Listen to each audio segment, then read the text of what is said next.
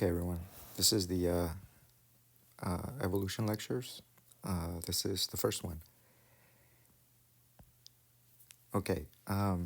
So I always ask before beginning this lecture on evolution some questions just to kind of establish an understanding or a baseline of what it is that we know and what it is that we don't know as a group or as a class going into the lectures.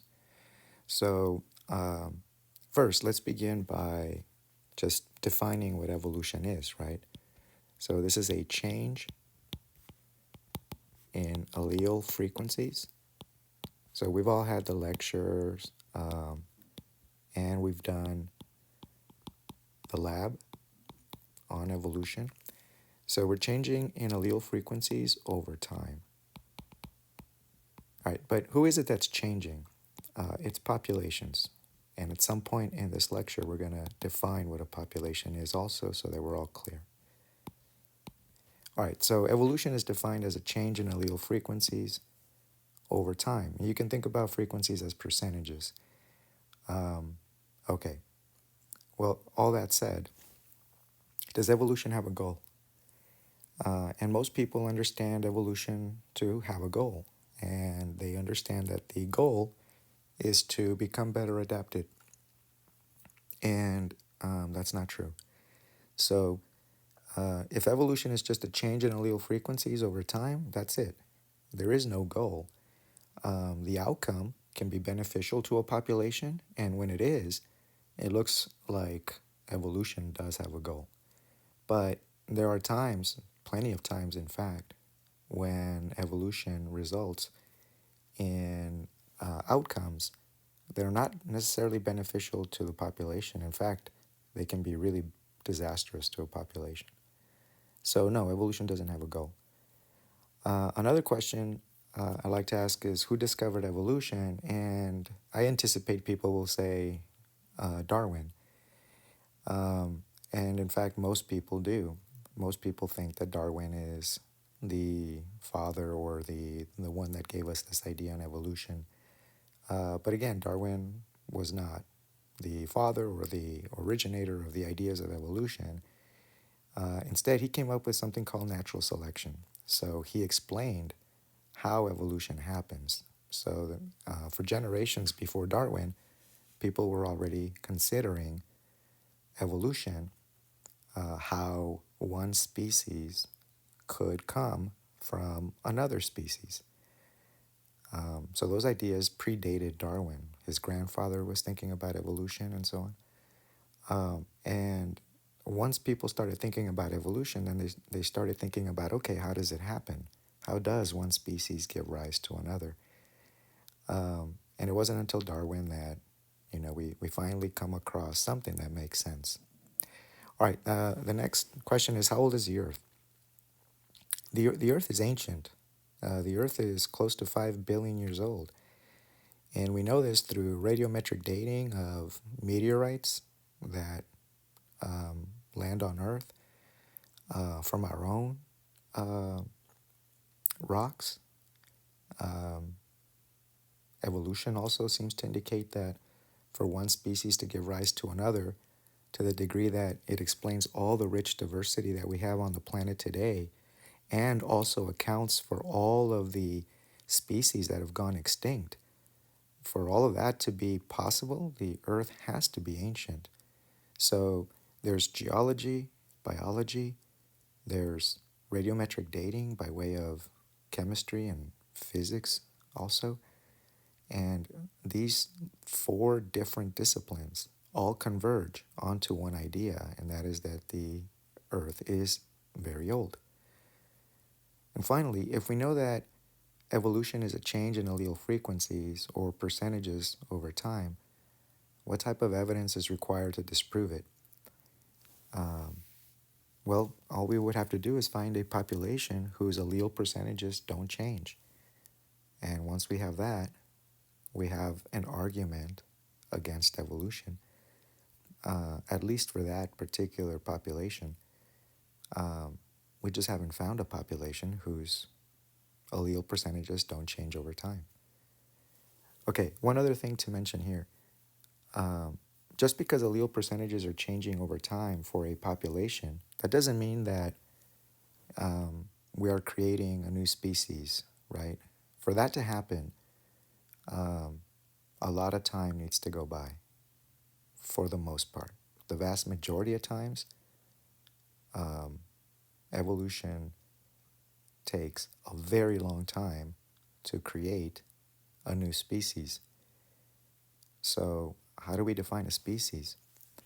Well, as you'll see in the second lecture on evolution, species are basically members of a group.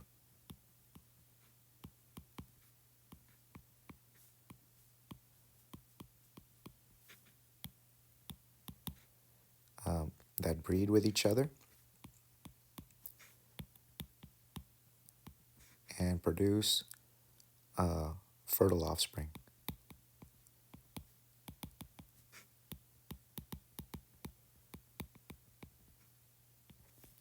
You're going to see this in the second lecture. And while we're at it, I guess we can also define population, which is going to happen in a few slides.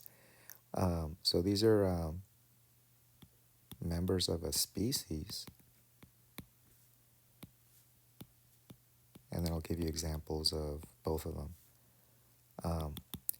In the same area, at the same time.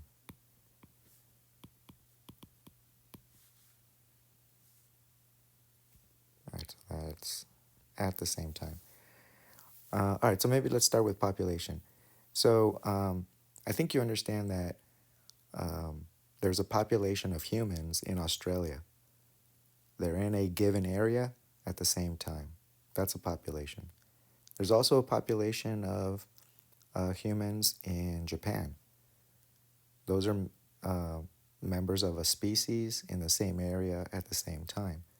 So the human species is spread out into multiple populations around the world. But they all have to be the same in three ways. They have to be the same species, they have to be the same area, same time. So for population, you want to think about same species, same area, same time. Okay, if you're the same species but you're in a different area, you're a different population. Okay, and the definition for a species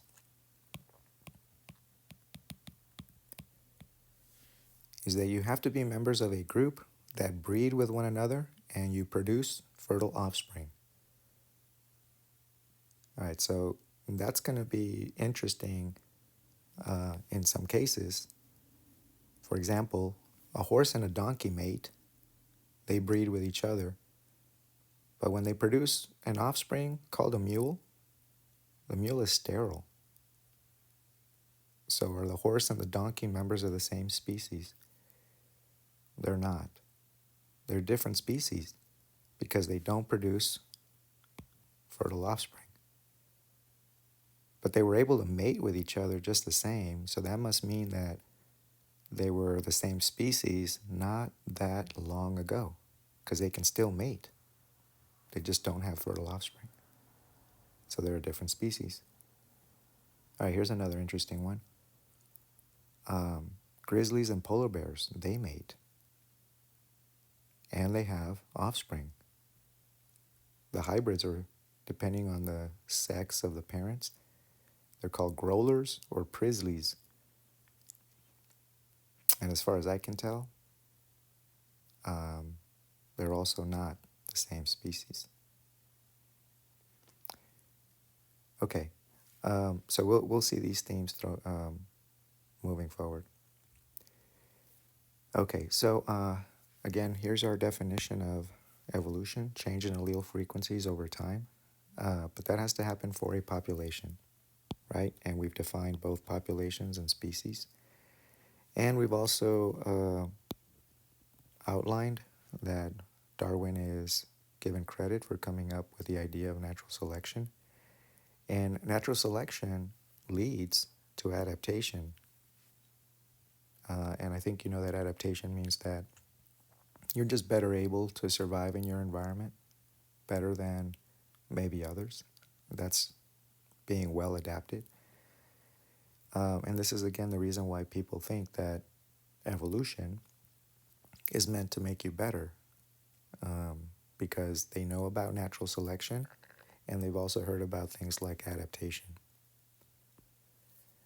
All right, so let's do some history now.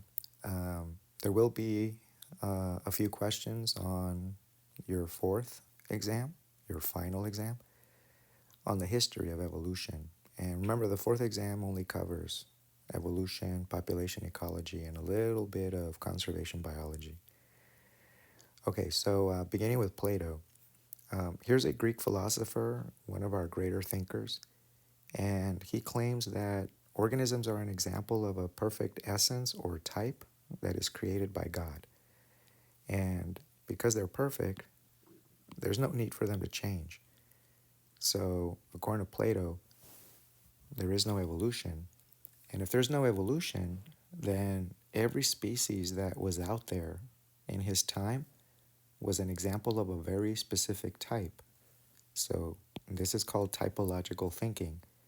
As examples, there is, this type of tree, that type of tree, and though they might look very similar, they are different species of trees created that way by God. You could say the same about the wolf and the dog.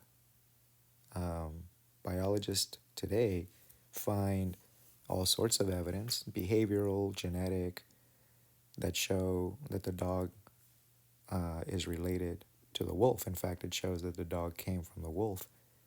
However, in Plato's time, he would have said no, the wolf is one type, one species, and the dog is another type, another species, created that way in a perfect form by God.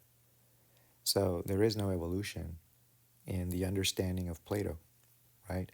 So all species are unchanging. So evolution is not going to be considered by these great Greek philosophers. Aristotle, another philosopher of the time, believes the same thing, but he adds that there's a great chain of being. In other words, he ranks all the species. They are unchanging, just like Plato says, but he's ranked them in an organized form. And once you are ranked, you're fixed. You don't move up or down the great chain of being. You'll remember I showed an image of dirt, primitive plant, more elegant plants, primitive animals, more elegant animals, and at the very top was humans.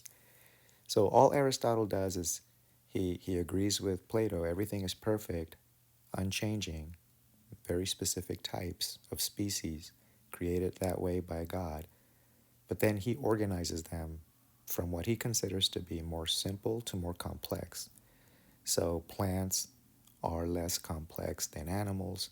So he ranks the plants, then he ranks the animals on top of the plants, and he puts humans way at the very top, right?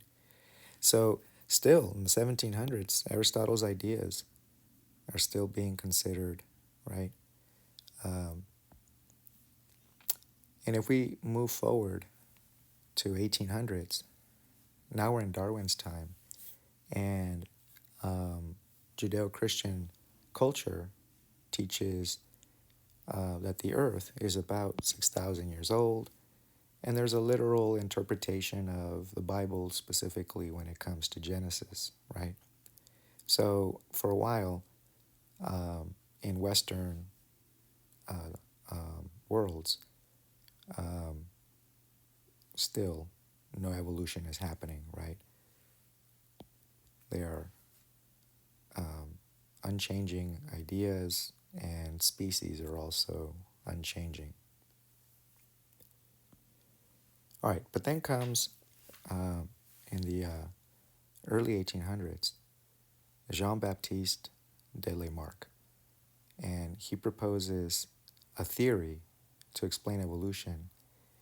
And it's based on the idea that if you use a part a lot, it becomes prominent in your body. If you don't use it a lot, it sort of starts going away.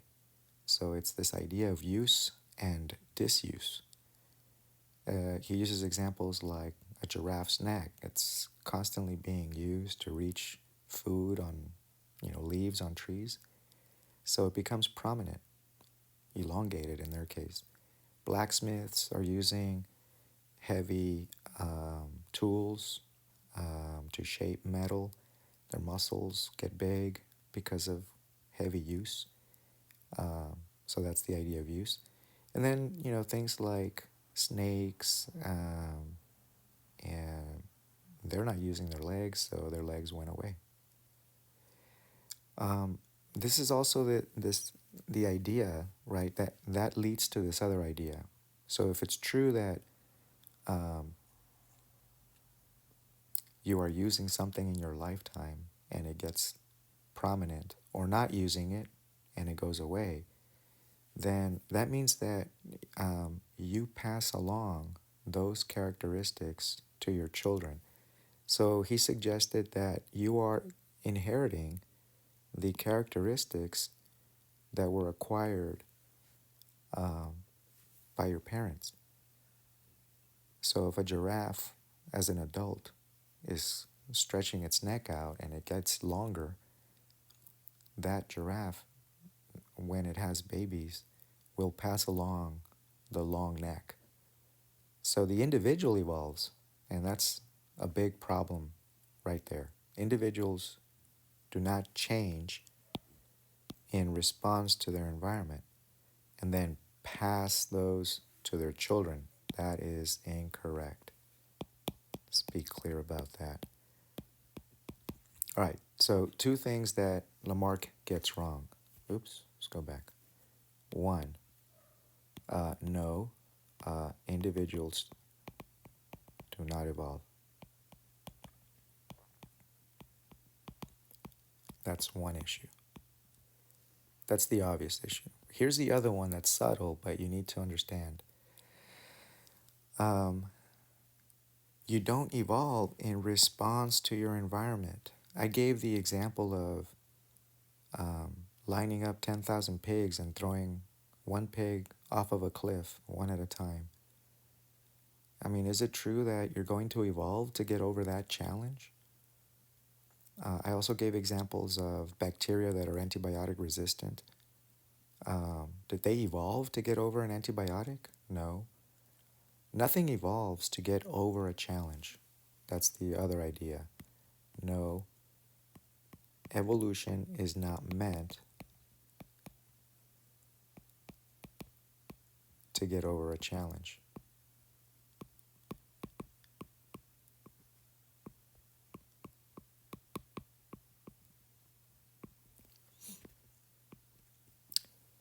All right. Instead, if you don't evolve to get over a challenge, then what happens?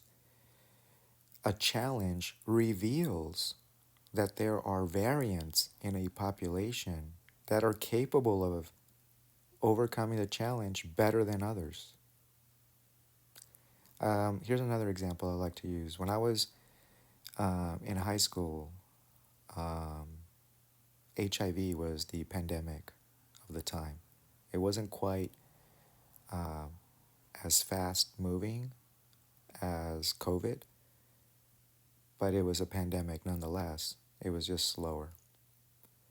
And I remember um, that pandemic because Magic Johnson, my favorite athlete at the time, was diagnosed with it, and I was, upset. Um, but later, when I was in college, I learned that there were humans in Eastern Europe and even in parts of Africa that were immune to HIV. Okay, does that mean that they evolved to get over HIV? Or did the pandemic caused by HIV reveal that there were some humans that are resistant to it? It's the latter. It's the fact that the pandemic revealed that some individuals were immune. They didn't evolve to get over HIV. Okay, um, another influential person um, in this concept of evolution, and especially to Darwin, was Charles Lyell. He's a geologist, and he publishes um some information on um, natural processes on Earth that are very slow, uh, processes that sculpt um the Earth through gradual geologic processes. And, like, for example, canyons that are eroded down deep by flowing water.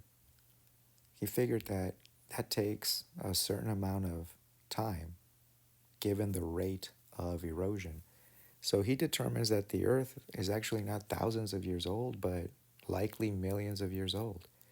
And though he's way off himself, because the Earth is closer to 5 billion years old, um, there's still, an improvement on the idea that the Earth is older, and it reinvigorates Darwin because he needs an ancient Earth to be able to explain how evolution through natural selection works.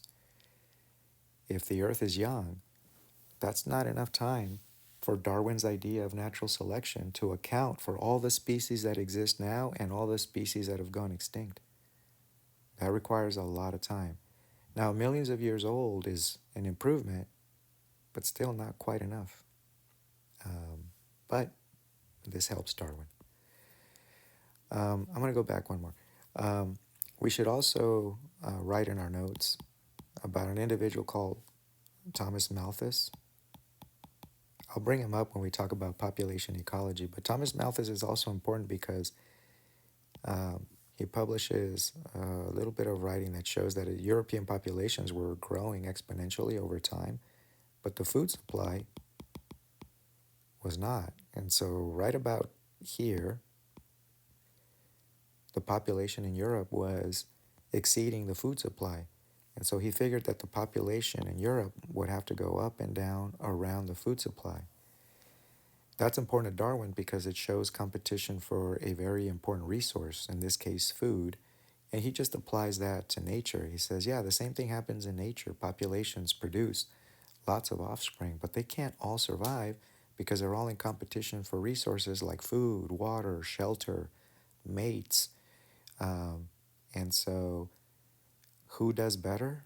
Um, those that are better adapted. Although he didn't understand, you know, where adaptation came from, right? He thought it was just, traits that you inherited from your parents, but he didn't know about DNA. So he couldn't know about alleles. He didn't know about alleles. Okay, so that completes the history portion, um, bringing us to Darwin, right? So Darwin sat on his ideas on evolution by natural selection for something like 15 years. And it wasn't until a younger gentleman by the name of Wallace, who was doing like a lot of adventuring in Indonesia, he came up with the same idea. He came up with the idea that there's a lot of variation in populations, and that among all of those variants, the individuals that had the better combination of variants, they're the ones that survive best. In our world, it would be okay, whoever has the better gene combinations, you survive better, therefore you reproduce a little bit more often, and stretched out over a long period of time, more of those variants are seen in a population and the population begins to adapt. Think about the lab we did on whitefish, pinkfish, and redfish in a white pond. Um, every generation of feeding by a bird, reds, pinks, and some whites were being eaten. It wasn't like all of a sudden all the reds and the pinks were wiped out, right, in one generation. It took some time for them to be phased out. And even still, there were still pinks in the pond for a while, and it takes a long time for there to be all white fish in a white background. So, again, evolution is a very slow, gradual process leading to adaptation when it's done by natural selection. But there's other forms of evolution or other ways to evolve, and they don't lead to adaptation. So we'll talk about those in um, the second lecture on evolution. All right, here's our definition of a population. Same species, right? Same area, same time. There's your three sames. And Darwin is the earliest one to propose this idea of populations. They're not types like Plato and Aristotle had sort of established for a long time. Instead, he's like, no, there's even within a species, there's different populations, and those populations are adapting and looking different from other populations. Okay, again, think about um, the indigenous people of Australia, the Aboriginals. Think about the Japanese. And now think about people from the Philippines. Do you see how people from the Philippines might have characteristics that are more similar to the Japanese? That would be like an example of biogeography. You might remember that portion of our lecture. Okay, we'll move towards that now then. All right, so in Darwin's pattern of evolution, Darwin says that, look, the descendants of past populations are modified. They are a little bit different from the ancestral populations, or more importantly, from ancestral species.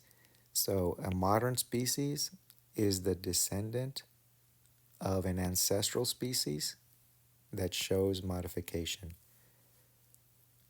Birds are the descendants of an ancestral species, the dinosaurs, and they are clearly, the birds are clearly modified. They are modified versions of dinosaurs. The wolf is a modified, I'm sorry, the dog is a modified version of a wolf. That's what he's saying. So species change over time, and this is usually a long time. And all species are related by a common ancestor. So the grizzly, the polar bear, they have a common ancestor. Humans, chimps, we have a common ancestor. Um, Large flightless birds have common ancestors, right? Okay, so in discussing evolution, the reason why we need to understand it today in our time is because of things like pesticide resistance, right? So let's look at an example of these insects that are pests to our crops. They can damage our crops, they can reduce the amount of food production in an area, get spoiled by these insects, or prevented from uh, producing by the species of insects. And notice that um, most of them are showing this green allele, and there's one that shows a red allele. And let's say that the pesticide, that in this case an insecticide, is killing those with the green allele. Well, then that means that the red allele gets to survive better and reproduces better, and over time, you'll get this kind of adaptation. So that's not difficult to understand, right? But does that mean that this is a different species from that? No, but they're clearly changing over time. And if you stretch it out over a longer period of time, you might find that these new ones can no longer mate with old populations, maybe populations that were not sprayed with insecticide and are still alive today. And if they cannot, you know, mate with them, they're different species. If it can mate with them, but their offspring are sterile, they're separate species. That's the definition of a species. But right now, if they can mate and have fertile offspring, they would still be the same species even though they're evolving. I hope you understand that. Like, just because you're evolving, that doesn't mean you're a separate species.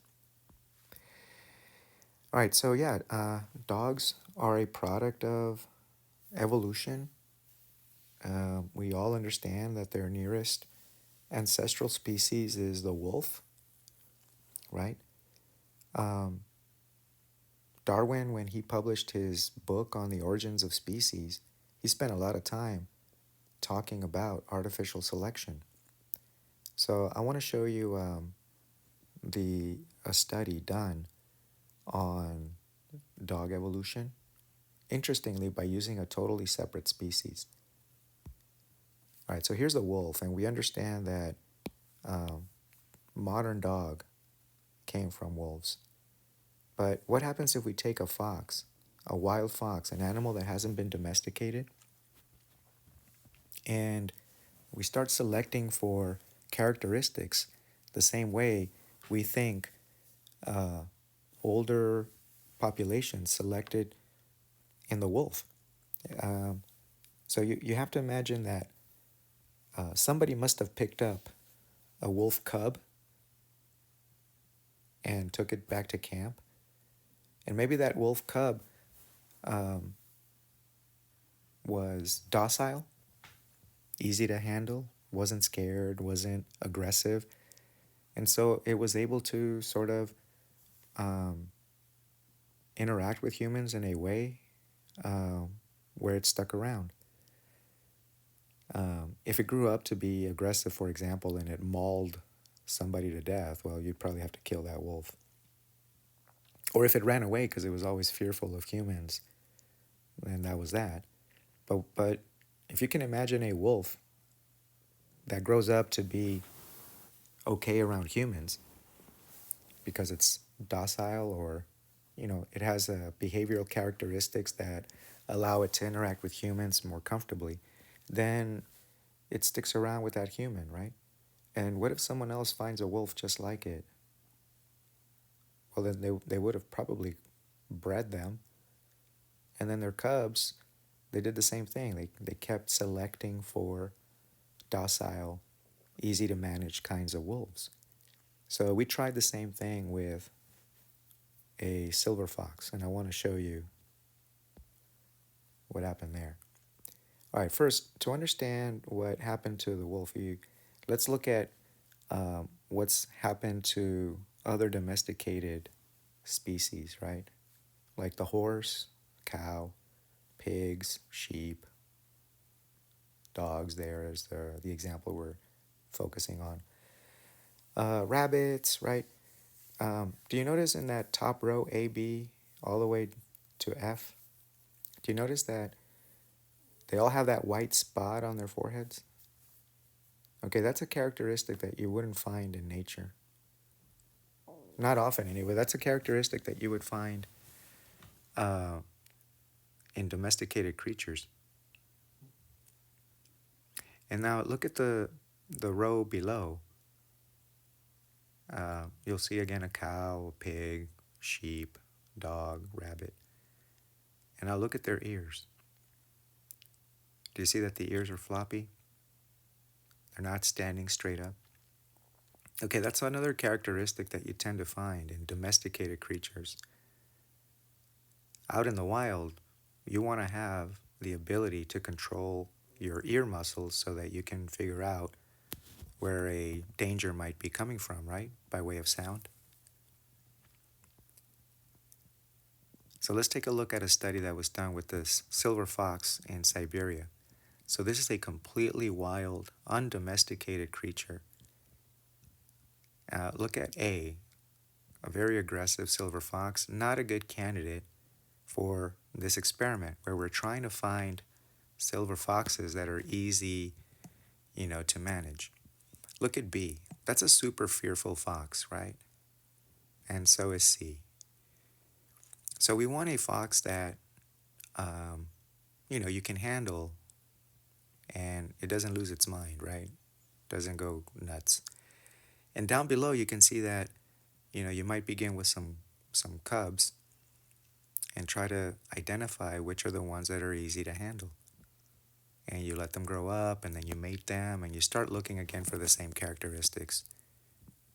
And here's what the outcome of those experiments gave rise to.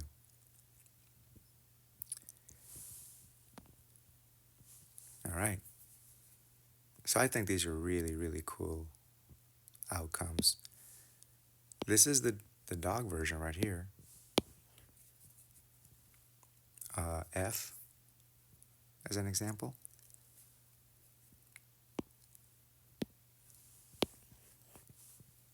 And then look at the silver fox.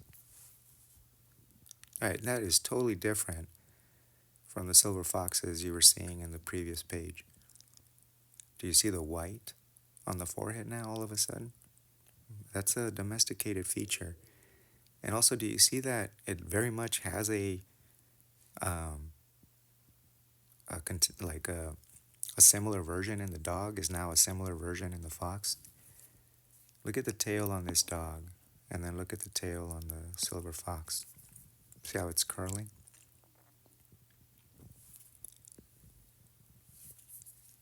Look at the pug nose on this dog, and then the beginnings of a pug nose also happening for the fox.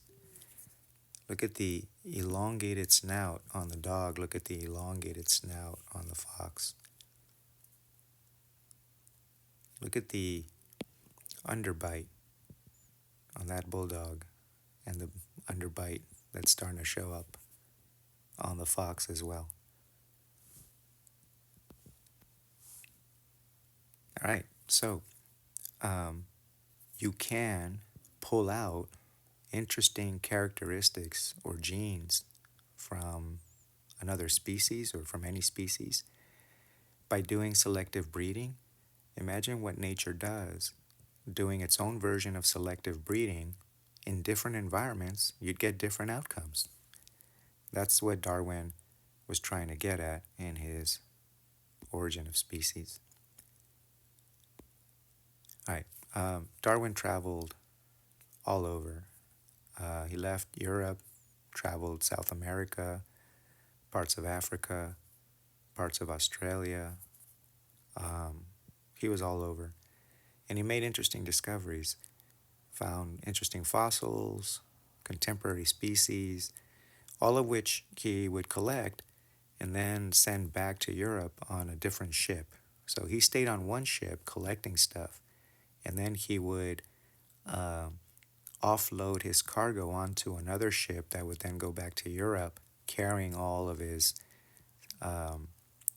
biological samples, whether they were birds, butterflies, insects of a variety, or fossils that he would buy or uncover himself and send back to Europe for display in museums. All right, so I'm going to bypass some stories that I went over in lecture to try and shorten the presentation here, but it wasn't long after we've mapped all the continents that you begin to realize that the continents seem to be fitting together like a puzzle, and that's because they were originally one massive continent called Pangaea, which you will see in a future slide. So South America seems to align with Africa, and Africa aligns with Antarctica, and Antarctica with Australia, and so on and so forth. And what's interesting is that when you overlap them, or when you piece them together, you can see an overlapping of fossils, right? Which corroborates that the continents were together at one point, and that those fossils were from species that had, pretty broad range or existed in a very broad sort of range. So the point here is that geology and biology come together to say the same story. And then if we add radiometric dating, it just corroborates the story. And if you want to make sense of what we are seeing in nature, the geologic organization of continents, the distribution of fossils, the radiometric dating, if you want to make sense of that, the only sense that can be made is that evolution is real. It's happening, and we're learning more and more about it as we study it more. So in all of Darwin's voyages, he sees the following. There's an over-reproduction by every population. There's a lot of variation. There's enormous variation in populations. And there's also natural limits on population growth, right? Because you over-reproduce and because there's variation, some individuals do better than others, right? At securing food, at securing shelter, uh, at finding mates. And for that reason, there's differences in your reproductive success. So you should see this as one leading to the other. There's over reproduction. And they're not all identical clones of each other, there's variation. And because there's so many, there's competition for limited resources. And because there's variation, some do better than others.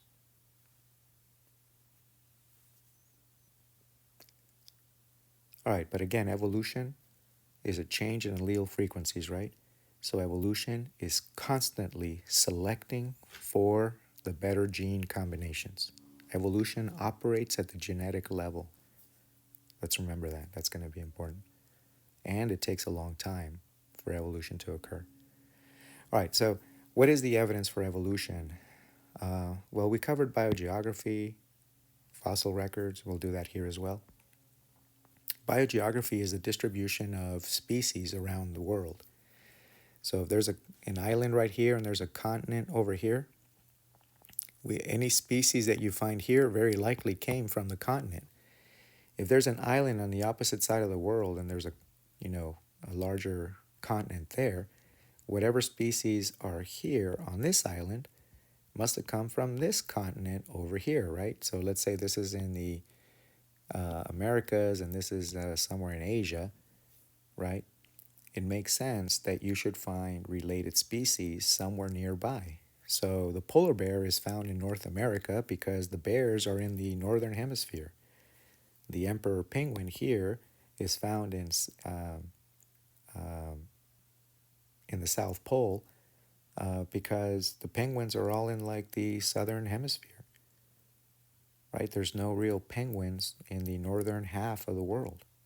And the polar bear's in the North Pole because that's where bears are located, in the northern half of the world.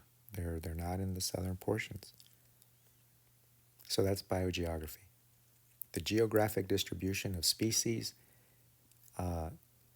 makes sense because if a species gives rise to another species, then you have to be close by to that ancestral species. That's biogeography. Here's Pangea that explains, again, why these continents seem to be fitting so well, right? Something you probably saw in grade school. And you can see that the Earth itself has been undergoing its own version of evolution, right? And as the plates move around, species found on those plates are also being redistributed around the world. Their environments are changing.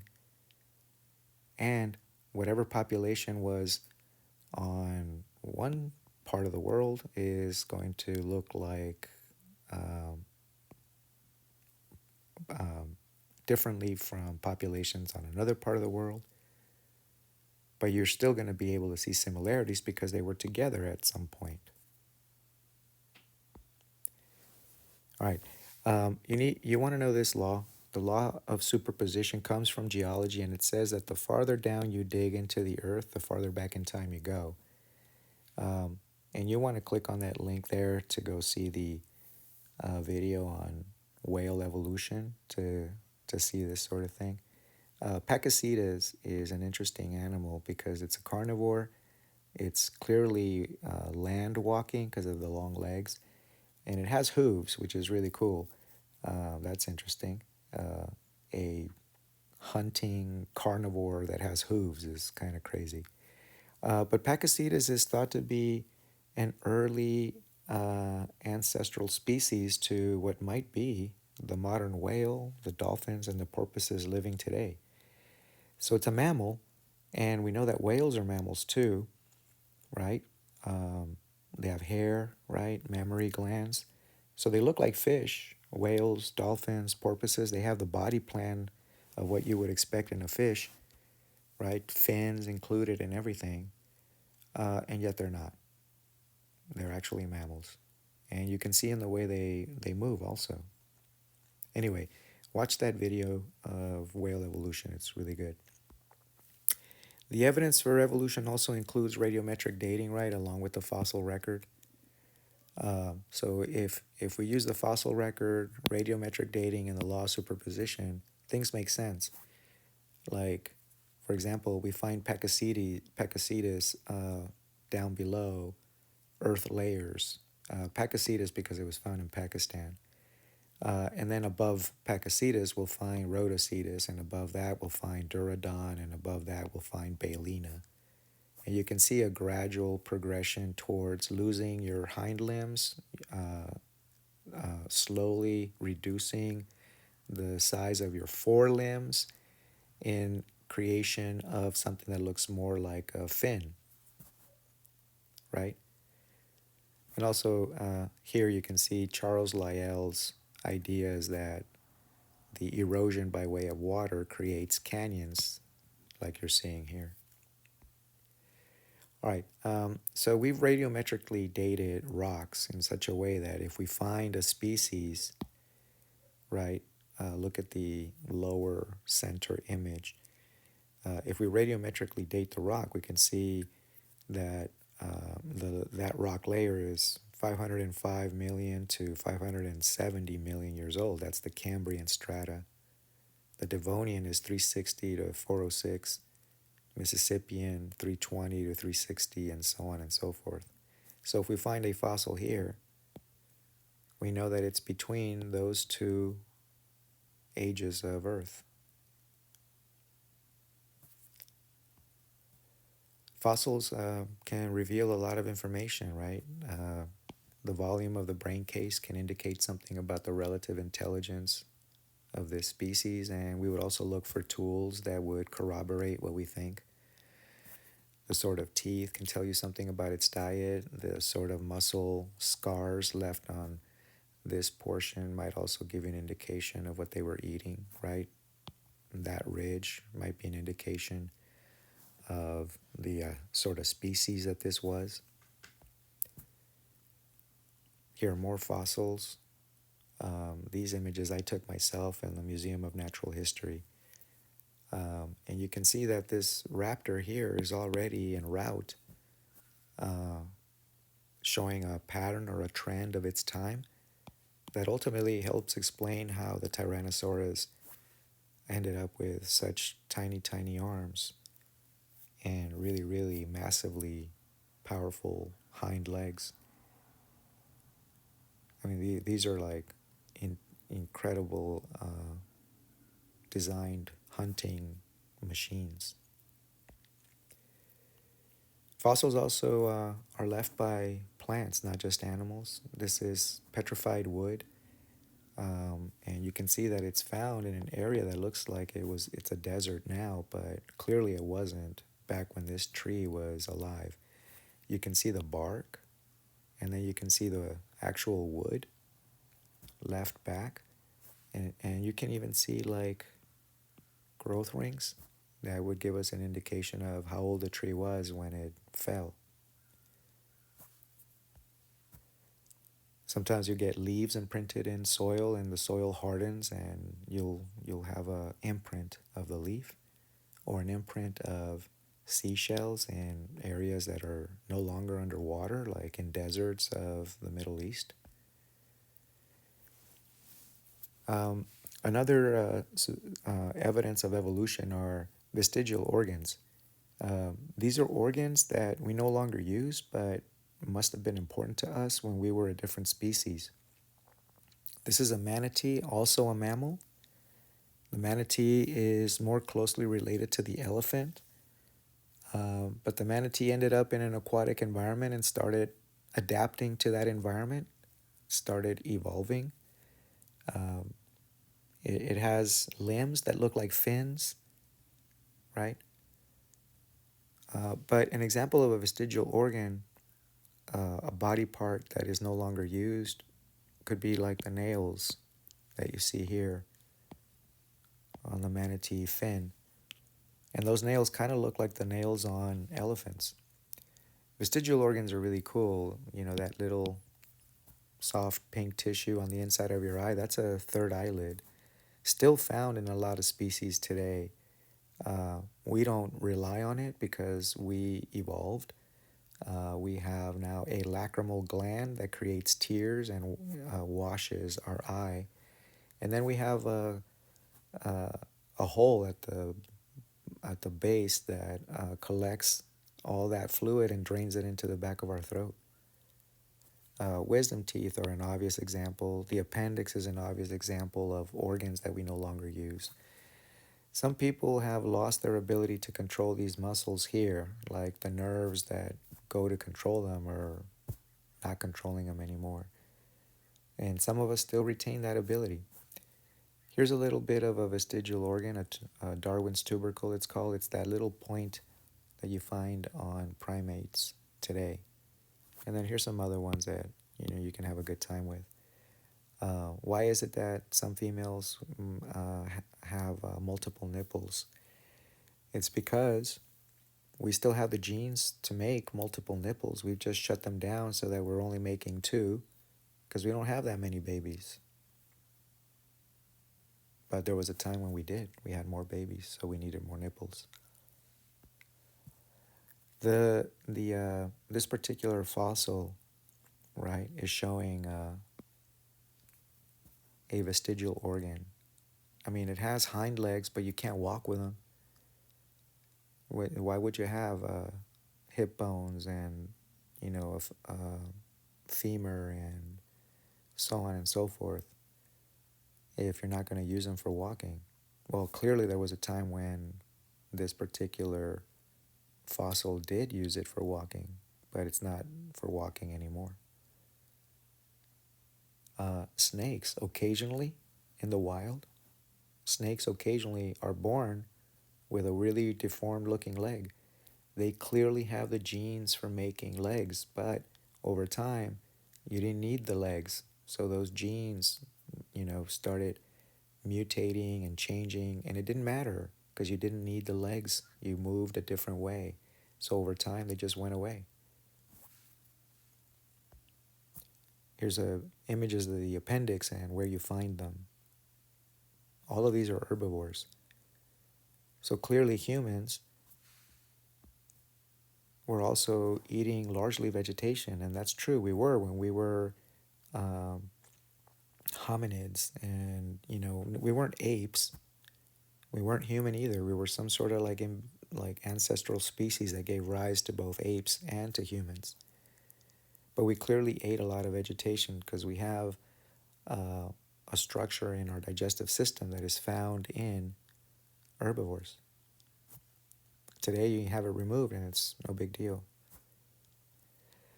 Another evidence for evolution is comparative anatomy. Like, why do we all have the same body plan?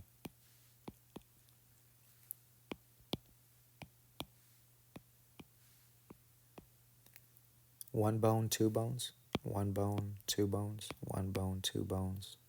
One bone, two bones. We also have the same wrist bones. We also have the same hand and fingers. In every case. Why is that? They're all controlled by the same genes, by the way. And you learned in genetics, you pass your genes on to next generations. So it's no different for species. Every one of these shares a common ancestor that gave rise to all of those same genes that are now doing slightly different things in different animals.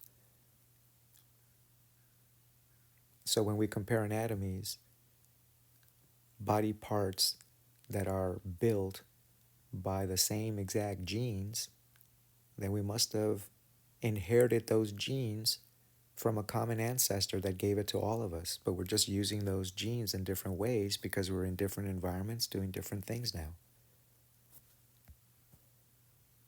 Here is a comparison of, again, more body parts that are controlled by genes. Most mammals have that two bump, kind of pulley looking ankle bone. So all of these have it also. They must be mammals. But look at the dog. It has just one bump there. But the deer, the pig, they have two bumps in their ankle bones. And though they are mammals, having those two bumps gives you hooves, whereas the dog has pads. Pakicetus, a fossil we found that is thought to be related to the lineage that gave rise to whales, dolphins, and porpoises, also had two bumps. So Pakicetus must have had what also? Hooves. Do we need to see the hooves to know that you had hooves? No. We just look at evidence of animals today, and then we can draw those conclusions from fossils that don't leave behind softer tissues. Hooves are made out of collagen.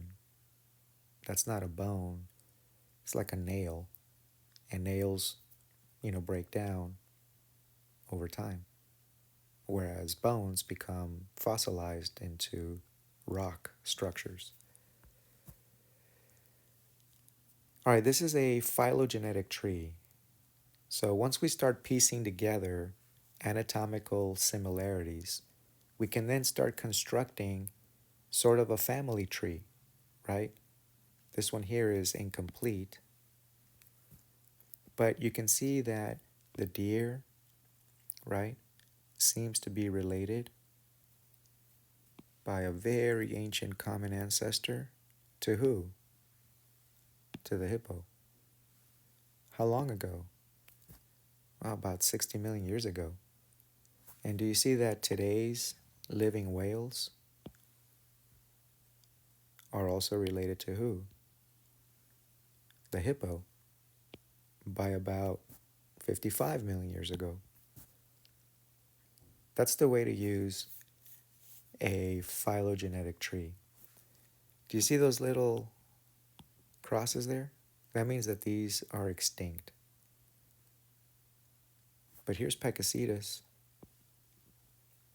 It's a strange looking guy, but we think it was related to the lineage that eventually gave rise to whales and dolphins and so on. All right, here's one that I'm going to give you on the exam. You're going to see this one.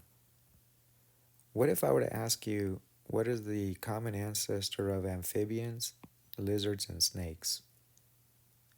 How would you answer that? How would you figure it out? Okay, you'd go back using the one at the bottom, and you would see where do they converge.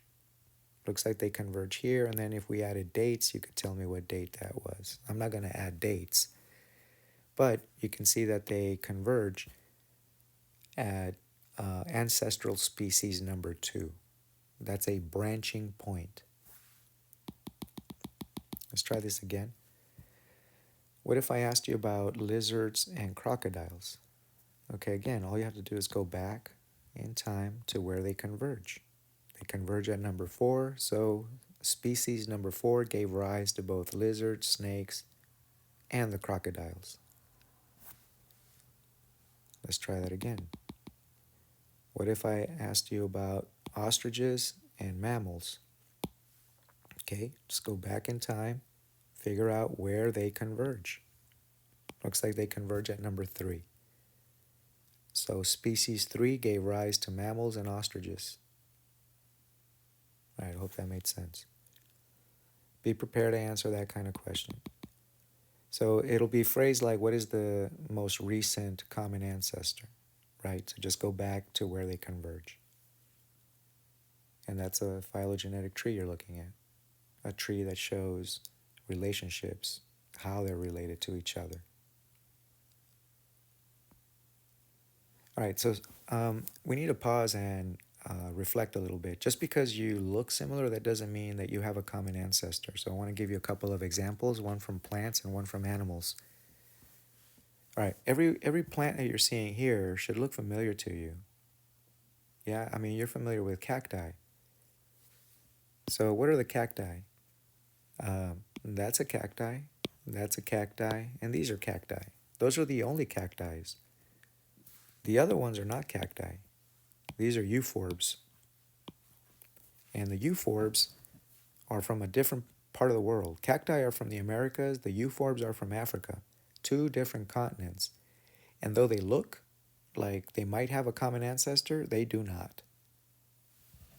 They came up with thorns and this sort of body plan independently. That doesn't mean that they have a common ancestor. All right, the flagella on sperm of animals and the flagella of bacteria, you might remember, are totally different. They're still called flagella, they're still used for movement, but they're made out of totally different proteins, they're made out of different structures, and they work differently. So that would be also an example of having structures that do not come from a common ancestor. You can evolve the same structure, just like some other species did, and not have an ancestor that gave it to both of them. Wings on a bird, wings on an insect. They're still wings, but they're made out of totally different structures. Wings on a bat, wings on a bird. Okay, totally different looking, still meant for flight, just like wings on an insect, but totally different structures evolved separately from each other. We call that convergent evolution. Here's another example of convergent evolution. Look at the flying squirrel. The flying squirrel is from the Americas. And look at the sugar glider, that's from Australia. I mean, if you saw these, you would think that they're related to each other and that they have a common ancestor that gave them both those flappy skins so that they could glide and float through the air from one tree to another. But the reality is that this guy is a marsupial, whereas this guy is placental. You might know that marsupials have like a pouch and they give birth to like a fetus, not a developed baby. And then that fetus travels into the pouch, connects to the mom's teat, and then begins to feed from that. Marsupials and placentals are totally different types of animals. They are both mammals, but they're like different, totally different from each other. They just happen to have evolved the same structure in different areas separately from each other. We call that convergent evolution. So just because you're similar, that doesn't mean you have a common ancestor. I just want to make sure that that's clear. Oftentimes, it is the case that if you have similar structures to another species, it's because you share a common ancestor. But there are times when that is not true. It's called convergent evolution. Two separate species converged with each other to develop the same structure. Flappy skin, thorns on things that look like there might be the same structures, or the flagella of bacteria versus the flagella of animals, or the wings of a bird, the wings of a bat, the wings of an insect, or even the wings of some fish. I don't know if you know this, but there's flying fish. Google them. All right, another supporting line of evidence for evolution is comparative embryology. Why do we all have similar embryological stages of development? Well, it's because those are controlled by genes, and we all share the same genes. So we all have a common ancestor in animals that gave us the genes that control the steps in our embryological stages of development. A pig, a chicken, a human All of them show you the same stages of development because they're all made from the same genes. And again, genes come from parents and their parents and their parents and their parents and their parents. And if you go back from this species to that species to that species and so on. This is Archaeopteryx. This is like my favorite fossil of all. So much so that I have this guy tattooed. I love Archaeopteryx. It's a dinosaur with wings. And you can see the wings not only on its arms, but you could see it also on its tail and parts of its legs. Archaeopteryx is showing us how dinosaurs, a true dinosaur, gave rise to birds. We can also compare hemoglobin, right? Hemoglobin is a protein, and as you know, protein instructions are in our DNA, and protein is made up of amino acids that are also controlled by RNA. You remember codons. So if we find protein in animals and we start comparing it, you can see that human protein is very similar to monkey protein, but very, very different from frog protein. Related species have similar amino acid sequences. They have similar protein because they have similar DNA. So what happens when we find protein like collagen? The most abundant protein on an animal is collagen. What happens when we find it on a fossil leg of a T-Rex? Well, that happened. It's uncommon, but it does happen. You find sometimes skin, fossilized skin. And in that skin, there's protein. And the most abundant protein on skin is collagen. So when we found collagen on skin of a T-Rex, we sequenced the amino acids and we compared them to all the amino acids of collagen on modern animals, and guess who it matched the most? Yep. Dinosaurs and modern birds are related. And if that wasn't enough, here is the tail of a dinosaur, and what's on it? Feathers. And here's those feathers magnified. All right, if you're presented with this data, with these observations from nature, I don't know what other conclusion you can draw. Anatomically, they're similar. We found actual feathers on a dinosaur body. And when you compare amino acids, which is an indirect way of comparing DNA, the dinosaur matches mostly birds and more than any other animal, including reptiles. I think we have to agree that today's birds are what remains of the dinosaurs. I don't know how else to make sense of the data, and that's just being honest. Okay, so that completes the first lecture on evolution. Second lecture on evolution is going to look at, okay, what are barriers that lead towards becoming a new species? In the first lecture, we basically looked at what is it that ties us together and shows that we have common ancestors and that we're related to each other. In the second lecture, we're going to look at how did we become separate species.